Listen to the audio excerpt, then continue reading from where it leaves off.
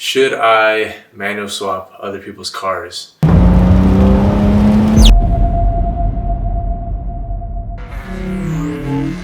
Anderson.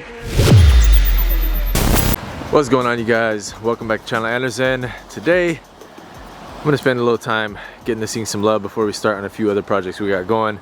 C36 has been sitting for a little while. I intended to wash it, moved it out of the way, and then I ended up just kind of chilling. So I need to go put gas in it so I can start putting it on daily duty again and get it up to speed. This thing, the tire's gone flat again, so I'm concerned this tire maybe is losing bead or something. So might be time to maybe try to rotate these things, see if we can get it to stick again, and if not, maybe a new set of tires is in need for this thing. I thought about putting the super wheels on this car. Let me know what you guys think. A lot of you guys liked them for the red C55, but I just don't think I'm gonna do it, especially now that we got the silver SL55 wheels here waiting for us to give some love to them. But coupe is out of commission. Got the motor and trans out of that. If you guys haven't seen, you're behind, but that's okay. And the CLK is moving into the garage tonight after I do a few more things, a few more checks on the red car. But yeah, I'm gonna go grab some gas in this thing and take it for a quick cruise. Oh, this thing never gets old. Never ever gets old. Such a good car. There's gonna be a little stumbly because I left it with like no gas. There we go. Give it a second, take it for a proper drive to get warmed up, and we'll come back home with it. Also guys, I cut my hair and I already miss it. I don't know, this is the first cut. I'll probably end up cutting it shorter before summer, to be honest, but it was time. I let my hair grow out for a long time, and it was getting kind of bothersome always being all the way on my face while I was working on the cars, so we went with the 90s cut right now. My son and I both matched up again, and we'll either let it grow out or maybe another haircut is in order in a few months. But anyways, let's get this thing to the gas station. It needs it. All right, I was just gonna go to the gas station by my house, but I think instead we'll make a little trip to Costco because gas is a little cheaper and I need to pick up some shop towels. I've been out for a while, and 30 bucks for the giant pack at Costco is pretty much the best deal I can find around. So we'll go get the nice Kirkland signature yellow ones. Alright, normally I will ditch Costco if it looks like this, but hey, I'm already here, might as well get the savings and fill up. So catch you guys in a second. Half a tank filled up, 25 bucks. Will be good for quite a while in this car. Gets pretty good gas mileage for an old inline 6 from the 90s. Realistically like late 80s, but anyways, a few more chores and let's head back home. One time I come to Costco, guys, to grab microfibers and I can't find them. They're not here. You really not have them right now? Alright, you guys, found them. 30 bucks for a big pack of towels. Let's go home in this beautiful machine. Part secured. You know, it's funny, guys, sometimes feels like I'm running a shop with all the supplies and things I have to buy, like things like that I always need, and if I run out of them, I'm gonna feel it because there's stuff I gotta clean up, stuff I gotta clean, etc. And yeah, it's just good to have supplies like that. So 30 bucks for a big bulk pack of the shop towels, the little cloth, whatever fiber towels they are, and then microfibers for cleaning up stuff. Good to have. So let's go home, do some other work. All right, feed a little bit of beans before we're home.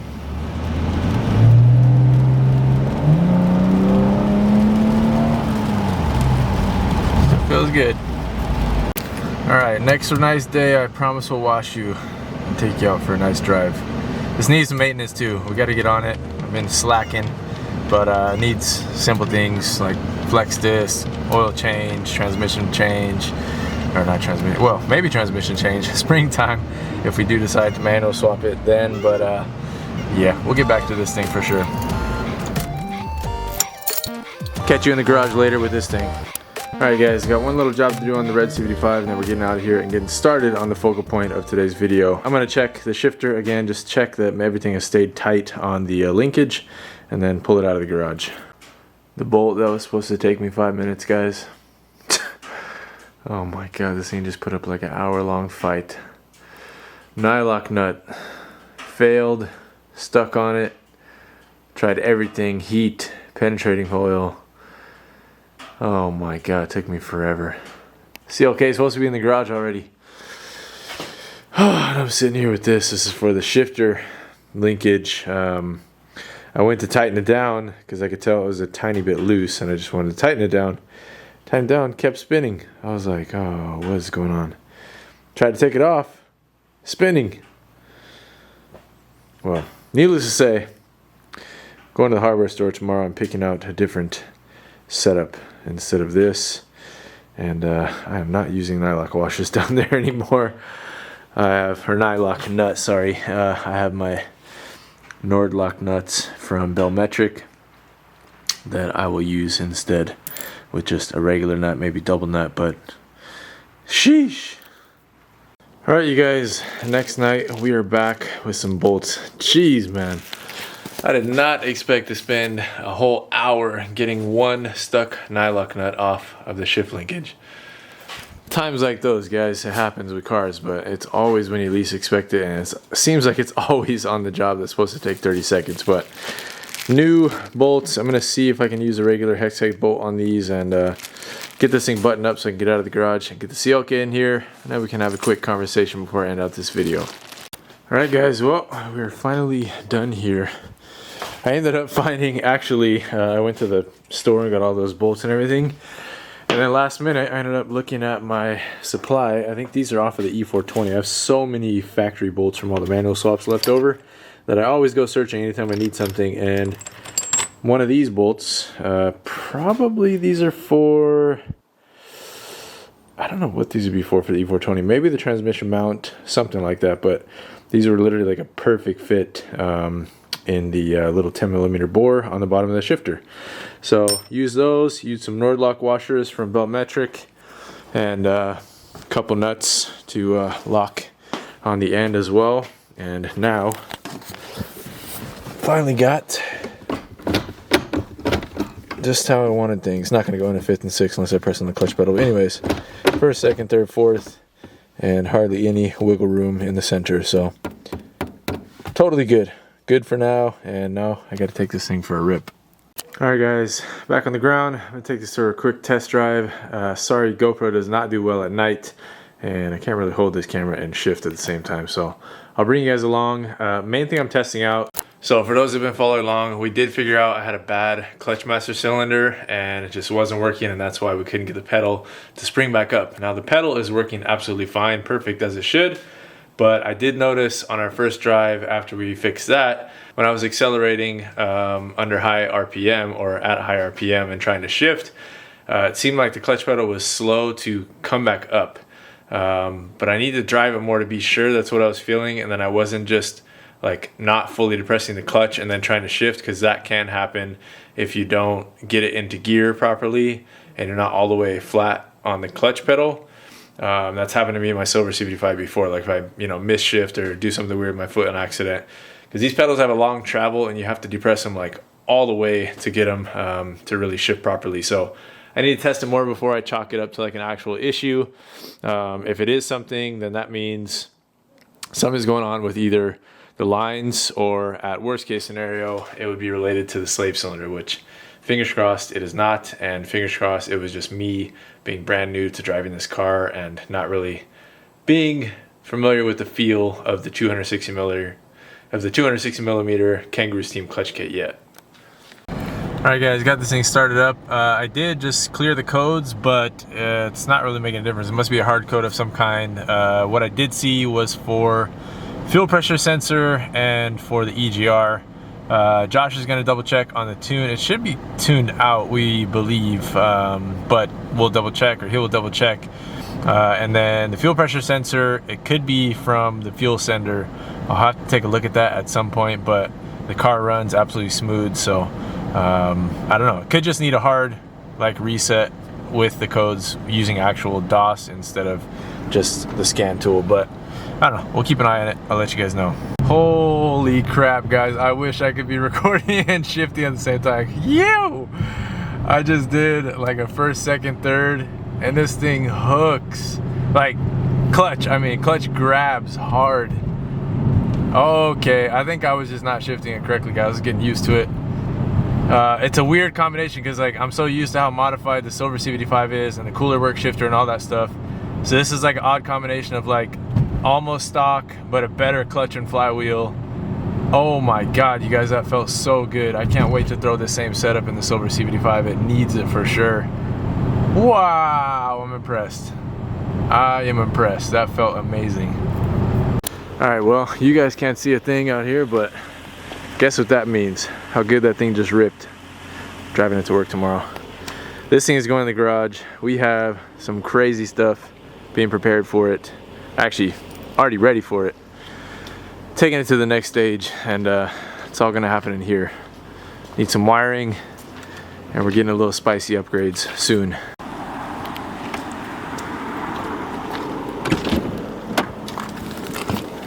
Oh yeah.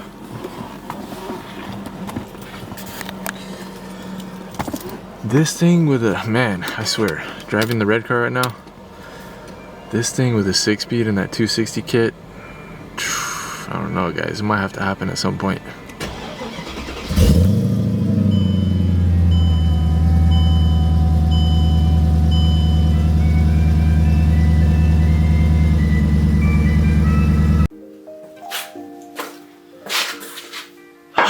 Well, you guys, a lot of work. Even though this video is probably kind of a short one up to this point, the last few days, weeks have been insanely busy, and definitely feeling the effects of that, but trying to stay energized. And this project's definitely got me excited, so that brings back energy. And the M111 sitting right here on the stand also, can't wait to turn into that. So it goes like that when you have those like trials, like I said earlier, with the nylock nut that almost made me want to stop working on cars. You have that feeling of like, oh my god, why am I doing this?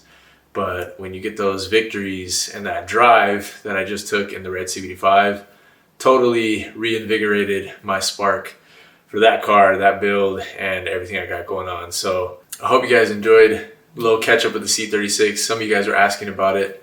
It's doing good. I'll be pulling it in for some maintenance and some videos on it in a little bit, but yeah, besides that, we're just chilling at the beginning of the video, so I hope you guys cool with that. But the topic, what I want to talk about, and what I probably end up titling this video some regard, is should I manual swap other people's cars? And I'll leave this as kind of a quick conversation, an open-ended conversation for you guys, but it's come up more and more and more and more, and I've received more and more and more emails from people that some of them I can tell right away are not very serious, but some of them I can, and some of them, even if you guys are watching, there's a few of you I need to get back in touch with that have sent me some really cool cars, really cool builds that are interested in having me manual swap their cars. And first off, from me, just humbly, like very, I don't know how to say it, thankful or gracious that you guys hold me to a level of belief or confidence in me, I guess, that, you know, you would be willing to have me do that work on your car. I respect that 1000% and treat it very delicately and seriously. So that's just something that I wanted to say in terms of that. It blows my mind, to be honest, just from where I've started with working on these cars, and still not feeling like I'm any type of a mechanic in all truthfulness. I just kind of learn by doing and learn by feel and learn through experience. So that begs the question, I guess, is should I be manual swapping people's cars? And I'll tell you my thoughts, and then you guys can kind of chime in. Feel free, the comments below.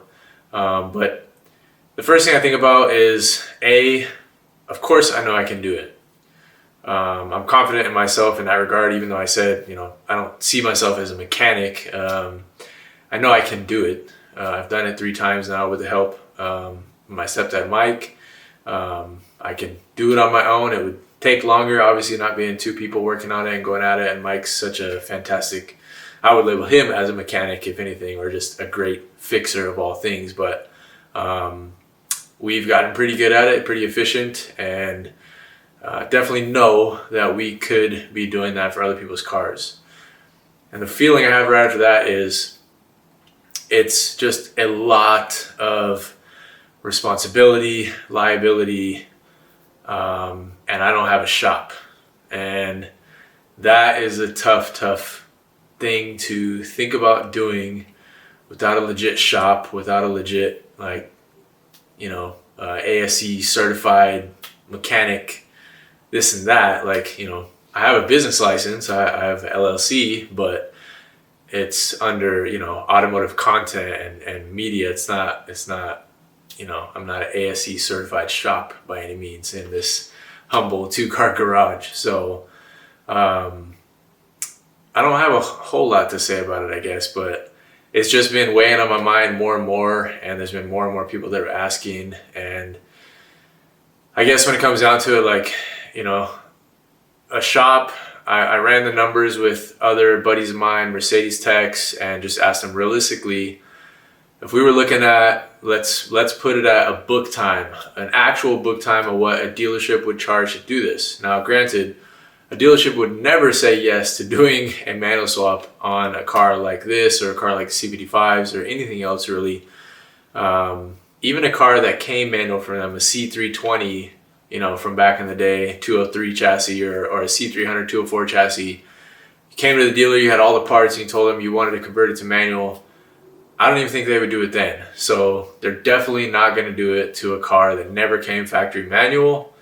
It's 100% no. So that right there has to be accounted for when you look at logistically what they would charge, hypothetically, if they did say yes to the project, which is book time and labor and all the parts and all that stuff. You're looking at probably a minimum $6,000 to $7,000 at a dealership. Now, that is with the fact that is 100% no. So then you have to move on to the next options of, okay, that's the cost for this to be done, but then you have to add in the price for the people being willing to do it.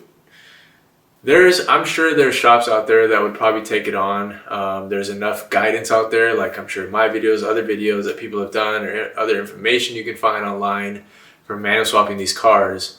I'm sure a competent shop and a real mechanic could do these jobs, no problem, no question. But finding a shop, again, just like the dealer, finding a shop that would be willing to take that on, I'm going to push the number probably from that 6,000 to 7,000 range. It's probably going to cost you, I would say, 8 to 10K at a low mark, and maybe 10 to 15 at a higher end shop to do it. Because again, they're assuming the liability for a car that never came factory manual, even though everything has been laid out to show them that it is totally possible and totally a viable option, with all the hardware that we've discovered and people like Josh from Mercedes Swap Shop doing the programming to make it simple enough. It is totally repeatable and doable. But again, it comes down to who would say yes to that. And those shops, even though there's probably a handful out in the US and the world, they're still few and far between in the grand scheme of things. And that right there tells me that I can't undervalue what I would have to charge to do a job like that. So realistically, in my mind, a job like that would be an 8 to 10K project to have somebody drop their car off to me, all the parts, everything, and me get started and take care of it for them from start to finish. Now, you guys have seen kind of what it takes us and how much time it takes us in the videos. But again, a great designer doesn't get, paid by how fast they do the job. They get paid for the level of quality that they can do the job at. And if they can do it fast, then that's from their experience. That's from years of their training and design and research and all that stuff. So I'm a designer. That's my background. That's my trade. That's what I teach now, and that's what I kind of think of when it comes to that. When I take on design projects, design clients, I don't I don't charge of, oh, I'm going to do it this fast. I'm only going to work for 5 minutes. So I'll only charge you, 5% of what my hourly rate is, or, like some number. I charge off what I know I'm going to be able to deliver at the end and how many hours, I would expect it to take me possibly. So you're getting paid for that experience and knowledge and having been through it a few times. So that's kind of where I'm at with that. And it's not something I need to do by any means. If it was a somehow magically never-ending service that I could provide, it would be amazing to be able to do that over and over and have a team of maybe 1 or 2 other people that help me out in a logistic shop or a legitimate shop. And if I could, do projects like that for the rest of my life and guarantee that type of money for, each project we do, that would be amazing. But the reality is I'm a full-time teacher. I do this on the side for now. Maybe someday I'll be doing YouTube full-time, or maybe doing something in the automotive field full-time. But at this point, it's just not a full-time gig yet. And I have to respect that. I have to listen to myself. If I was going to take on somebody's manual swap project out there, it would have to be the right person, the right scenario, the right build, and the right time frame. I have summer times off. I'm blessed with that with my job, but that's my family time. That's like, the time I get away from working and I get to just chill out with my wife and son and take trips and enjoy the cars and, do fun stuff for family memories and experiences and just living in the moment. So for me to sacrifice that time would be very hard for me to do, to take on somebody's manual swap project. And I think about all the logistics. If it was somebody down the street, that's one thing, but when you account for people wanting to like transport their cars here, transport back to them, it's just a lot. It's a lot of variables involved and a lot at stake, a lot at play. So I really need to give it more thought and more consideration, but that's kind of where I'm at with it now. And I've given it more and more and more thought as it's been brought up more and more, and as I've gotten more and more experience. I just said more like 1,000 times, but as I've gained the experience, I've now just completed the 3rd manual swap on the red CVT5. I feel like I've figured out a pretty good recipe as far as parts go, where to find those parts for a good cost, what I need to make on my own, what support I can get from people out there, companies out there, products out there. And yeah, it's just kind of at the point where I do have to give it a little more serious consideration. But with what I want to do with all the automotive content, I don't even know if I would do it for a video series necessarily. I'm sure if I did take a project like that on, I would document it to some extent. Definitely for the person that I was doing it for, I would keep them up to date. And I'd probably show you guys the background here and there after it was done, or maybe during the process. But it's not something I want to do for automotive content or for my channel's content. People that maybe haven't been so serious about it or try to take me lightly or, I don't know, talk to me like I don't know or like won't realize what they're trying to do will, say like, oh, like, you could do these projects on my car and it'll be content for your channel. And they're just not like paying respect to the fact that YouTube doesn't pay like that for my time at this point in the game. For me to pour hours and hours in somebody's project and only get YouTube videos out of it is just like insane. So I know some people mean no harm when they say that, but I know some people probably do as well. So, those people I don't really take serious, but it does happen often enough for me to remember and, just have that in my mind, but not something I hold on to by any means. it is again flattering that people consider me of any level of knowledge with these cars, or of any level of skill with these cars. I still just see myself as a very early learner of all of these things, and I'm blessed that I've learned as much as I have and have gotten as comfortable as I have with working on cars. Because I mean, man, I'm 33 years old now. When I was probably 18, 19, I started toying around very lightly, wrenching on cars, my old Honda days, and GSRs and Type Rs and that type of stuff, in my early 20s, and slowly became like not even halfway decent, to be honest, like decent at best. And then got my first 202 Mercedes, and the rest was kind of history from there, because I wanted so badly to understand the car and to be able to do all the work myself that I just forced myself kind of to learn everything I could about it and to take care of every single job that I could feasibly tackle.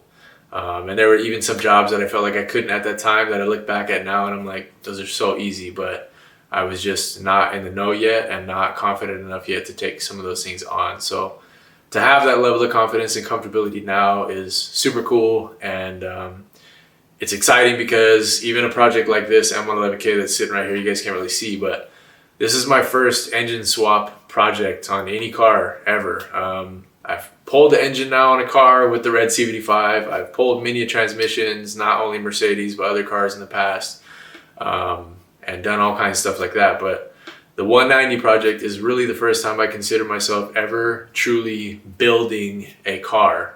And that's still not building a car, the car's already built, but I'm gonna put a lot of input and a lot of my own touch onto the car, the drivetrain, the suspension, the brakes, the interior. Like, it's pretty much all gonna be changed, besides the structural chassis and the car is what it is now.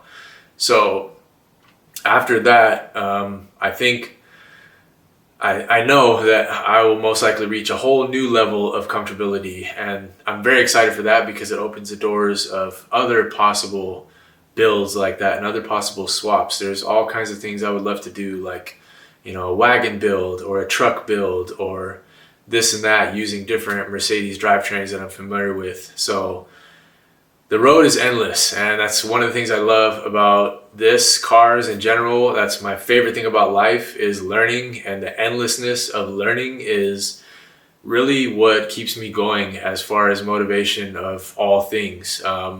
It's not my soul. My soul is my family and my heart and my love for my family and friends. That's what I am.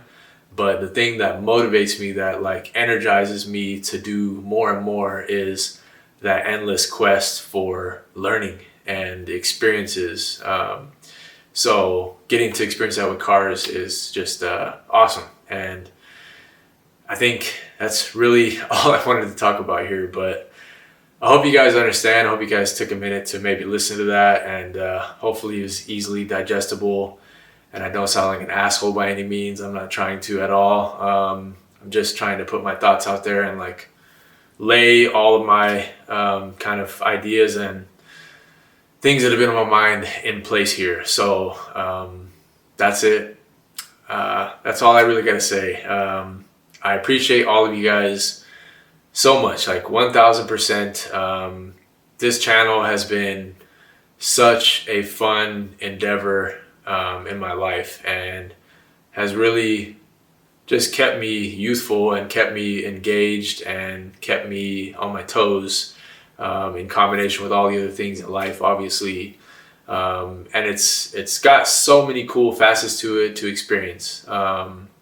Even just one, the tiniest maybe grain to you guys, but a huge one to me, is I get to look back on old videos, and that's why my son Maze, he's in more and more videos as he gets older, just because he wants to come and hang out with me and wrench on the cars a little bit. And I don't ever push that on him. I don't care if he's into that or not, but he's naturally kind of gravitated to it because he sees me doing it. And it's so cool and so special to look back, just for the fact that I get to see him growing up in these videos. It's like a form of home videos, that my family would take on VHS back in the 90s, and being able to look back on those when you're older is very special. So me now, he's only 4, but even looking back, well, like when we first got the E420, I think about that, and he was like 2 years old, and he's sitting in the car, and I get to relive all those little special memories with him through the lens of a video that I took and through experiences that I had with you guys. So it's amazing, and I'm not taking it for granted. I love doing this, and the sky's the limit, and I know that, and I don't take it lightly. So that's it. I love all you guys, appreciate you, and hope everything is well. I will catch you guys on the next video. Peace. 3, 2, 1, 0, and lift off.